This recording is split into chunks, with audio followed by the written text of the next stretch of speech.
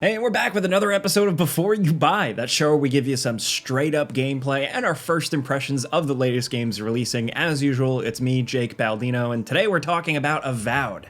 This is Xbox and Microsoft's big bet on Obsidian. They're a legendary studio of RPG builders, and this is their newest. It's been years in the making. It's probably Obsidian's biggest game yet, so let's just jump into it. And just so you know, I've been playing a review copy, and this footage is captured running on an Xbox Series X in performance mode. So to just jump right in, to not mince words, Avowed is a pretty good time so far. For me, it's good, not great.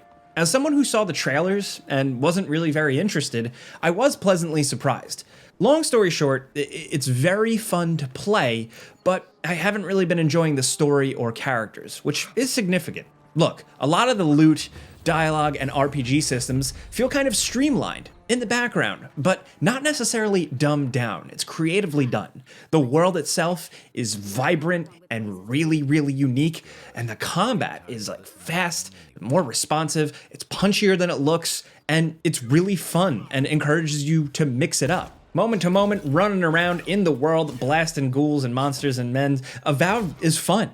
Unfortunately, it's the story and some of the characters and the lore and just how it all really goes down that didn't really do it for me personally. It didn't grab me enough to really hook me in like I expect these games should. That's pretty subjective though, it's gonna really come down to you and your individual preferences. I'll explain that in a little bit, but the setup is that Avowed takes place in the world of Eora. This is the previously established world from Obsidian's great Pillars of Eternity games.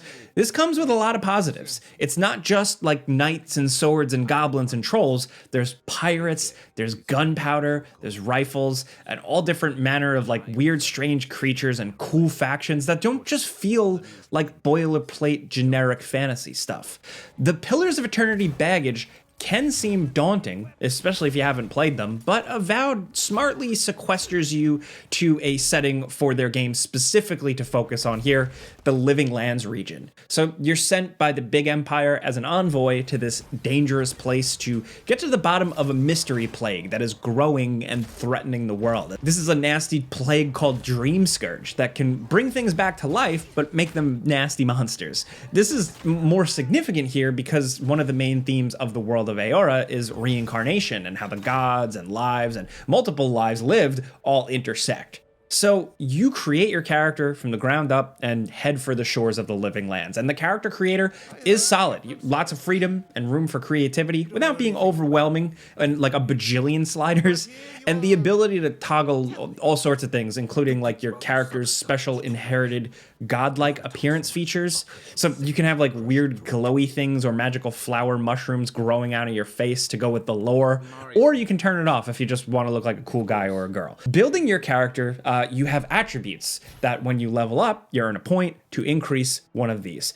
There's might for damage and carrying capacity. There's constitution for health, dexterity for attack speed and action speed, perception for critical hit chances and better range, intellect increases your essence for magic, but also your resistance, and resolve for stamina and revive bonuses. So all of these go hand in hand really well and encourage you leaning towards what interests you, but not completely hard locking you into like one play style. Perception helps with the range, yes, so you can be a ranged character and lean into that, but hey, you might also like melee, so at least dumping points into this also helps with your critical hit chances. These are smart choices and makes spending attribute points, which you can also reset anytime, just makes it like fun and flexible. That's kind of the theme with a lot of the gameplay and systems here.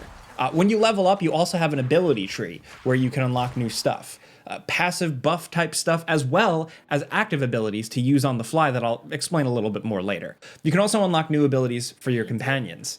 Now, those attributes, depending on if you have enough points spent in one of them, unlock potential conversation response options when you're talking to NPCs.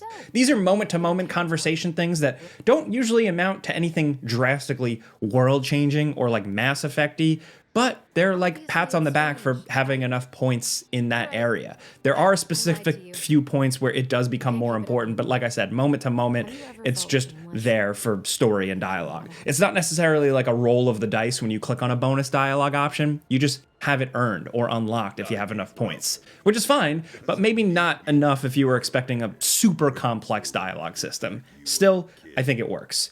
Where it is really interesting is that your character also has a backstory that you choose at the start of the game. And this can give you usually another dialogue option and dictate a lot about how you are perceived and how people interact with you. So anyway, after all that, like this brief tutorial island area, you're then dropped into the first major open zone and you're given a handful of objectives and you quickly start stumbling upon a bunch of side objectives. Combat, in my opinion, is pretty awesome. It's not the most complex thing in the world, but it kind of feels like the next generation of something kind of like Skyrim's combat. Stick with me here. Look, no slight against Skyrim, but it's getting older. You know, you play that game, you find yourself slashing left and right with your sword at an enemy that's kind of only reacting so much, and then it just keels over and dies. Or, you know, you're tossing fireballs until your magic runs out. Rinse, repeat.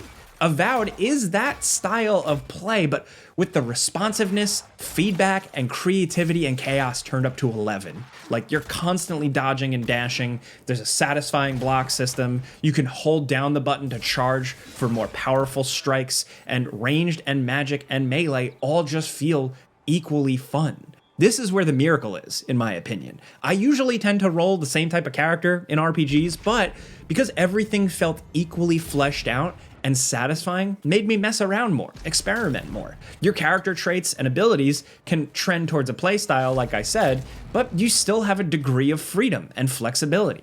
Playing a ranged character is a blast, thanks to charged shots like ADS, slow-mo, and critical hits, and again, just really powerful hit feedback for nailing a shot. And then magic makes you feel like a badass. From getting a grimoire, you know, you're running around with like a magic spell book that lets you cast different spells on the fly, to dual-wielding magic wands and just blasting dudes, it's satisfying. Or like maybe you run around with a dagger and a pistol, Dishonored style, I did that a lot. Or cast magic and shoot dudes in the face. Or maybe you just like to run around with a big hammer or a sword and shield. The game gives you 2 loadouts that you can swap on the fly. So sometimes maybe you have a sword and shield to mix it up, and then you press Y and you instantly swap to casting magic and shooting bullets. The game wants you to experiment and mess around, and I just really loved the degree of freedom here. Plus, you're also using throwable items and whipping out your companion ability wheel that stops time. So you can have one of your characters do like a big stun attack on a cooldown. Maybe they like bind up an enemy, stuff like that. Then you also have your own abilities that you can use on the fly as well in the wheel or mapped to the D-pad. And these are pretty good. I embraced some of the stealthier stuff like trapping enemies to set them up for a long-range snipe, or going invisible to give myself a little extra time to flank. Look, battles are freaking chaotic. They do have a degree of challenge, and a lot of times in the game, you're gonna hit points where enemies are just leveled above you. It can make you feel like you took a wrong turn and you're just encountering a lot of enemies that are just complete sponges, but it's kind of just the name of the game here. It's fine, I don't mind it, but the characters constantly calling out that your equipment isn't good enough is kind of annoying. But like, long story short, there is a good amount of challenge here that I really liked. You have to really pay attention. You have to really be constantly engaged and dodging. Enemies from afar are trying to throw spears at you. Enemies up close are trying to punch you in the face. It's good. Look, even if I have other complaints that I'm gonna get to in a bit that, you know, left me kind of feeling a bit meh on things, it feels like Obsidian really hunkered down, figured out, and crushed the combat system here, and made a really cool, fun thing, and I hope to see it trickle down into their next projects big time. Unfortunately, it takes a while to find really good loot. It feels like sometimes, weapon-wise, it's few and far between for a decent chunk of the game, and that kind of hurts some of the RPG potential. But when you do get a good legendary weapon or a piece of armor, it is substantial. Maybe armor ups your speed or carry capacity, while a cool axe can cast frozen spell effects when you hold the attack button. And the game wants you to hold on to stuff.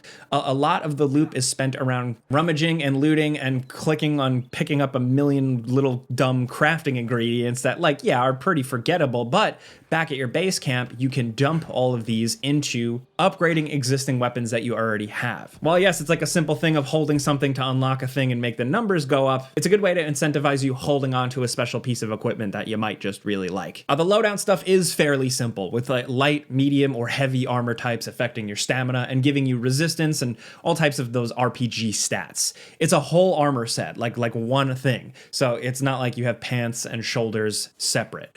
There's also a clothing tier for boots and gauntlets and stuff like that specifically. These just give you smaller bonuses, sometimes like speed, carrying capacity, resistance, stuff like that. Look, even if the game isn't overflowing with creative loot, the exploration is still worthwhile. The way these worlds are constructed, they feel incredibly dense and full of some life, with weird little secrets around every corner. You know, a hidden cave, like an underground thing, a treasure chest behind some old vines, or a waterfall, maybe find an old shack. You're really consistently stumbling upon stuff in these heavily handcrafted, hand-built areas that encourage you to poke around. Loot and items and stuff of interest make a little twinkling magic sound, so it kind of makes you like try and look around and thoroughly explore an area to find stuff, sometimes doing some weird creative and unconventional stuff to get there. The game also uses abilities and items to pretty good effect to explore and even solve these little mini environmental puzzles you stumble upon. The electricity, maybe some fire, or maybe cross a big body of water with some ice. Maybe you don't have the magic casting weapon to freeze the water to get across. Toss a freeze grenade in there. Have your partner burn down some spider webs to get through a cave. This happens in story mission areas, but it's where you mess around and discover on your own exploration is where it's just simple, cool, and pretty creative. But that does lead us to the negatives here. I did play on Xbox Series X, and performance was completely playable, but with a bit of inconsistency in the frame rate. Not quite a rock-solid 60 in performance mode for me, and that was disappointing. Along with that, the game did seem to occasionally downscale to keep up, like especially in some busy areas, resulting in some fuzzy-looking textures and trees and characters. Not all the time, but like I said, occasionally noticeable when you're exploring an open area or the detailed towns and cities, which I will say, side note, the cities here are detailed and really, really well done. Other than that, though, performance-wise, no significant glitches or crashes or anything bad in my experience. And that stuff aside, the game is visually gorgeous. The art direction, the color palette, the vibrancy, the detail on some NPCs, some really good stuff. While the music didn't hit me, the strange, weird vibrancy and detail of the world definitely did. But the real negative for me was just like what I alluded to at the start, just not really enjoying the adventure. Now, this stuff, like I said, is super subjective. It's going to come down to like individual player preference, man. Look, I like the Fellowship. You might like Return of the King more. It's how it goes. But for me, the game just couldn't get its hooks in me. And to be honest, it felt like it didn't really try. It feels very, very focused and excited about exposition and mountains of dialogue explaining lore that isn't really relevant to the moment. Characters, other than a select few, often don't have a lot of heart or charm. They just go on and on and on about the smallest things. There is so much dialogue in this game, and I love dialogue-heavy games. Look, I don't even need voiceovers. I like big, long, lengthy text boxes. I don't care. I am for these types of games. But with Avowed, the game just feels overly wordy to its detriment. It just drones on and on. Look, maybe if I was a diehard Pillars of Eternity fan, I'd feel differently. I know some of you guys are out there. I've met you, so you might feel the complete opposite and absolutely love what they're feeding you here. The game is excited to tell you as much as possible about Aora and the Pillars of Eternity universe, but it feels like it loses sight of the smaller stuff. Companions, for instance, feel kind of flat. Only Kai, your first companion, is the memorable one. I think he's pretty memorable. He's kind of low-key, he's a little bit sassy, and his story slowly unravels to you. Also, he's voiced by Garrus from Mass Effect, so that's probably my subconscious bias, but look, the long story short of it is, I just wasn't intrigued by the game's core mystery. I didn't have that carrot on a stick that I think I need in these games. Look, I love the overarching elements, like I mentioned earlier, like how the universe handles death and reincarnation, but that overly expository dialogue really just did me in, and I found myself always way more eager to just get out and get killing skeletons and exploring and stuff. But with Obsidian games, half the magic is not in the RPG gameplay, but in the characters, the story, the world, the adventure, your reason to keep playing. You were excited to see who the hell you're going to run into next in the world of Fallout New Vegas. You're guided by the mysterious Kreia, and you learn about the Mandalorians through Mandalore himself in Knights of the Old Republic 2.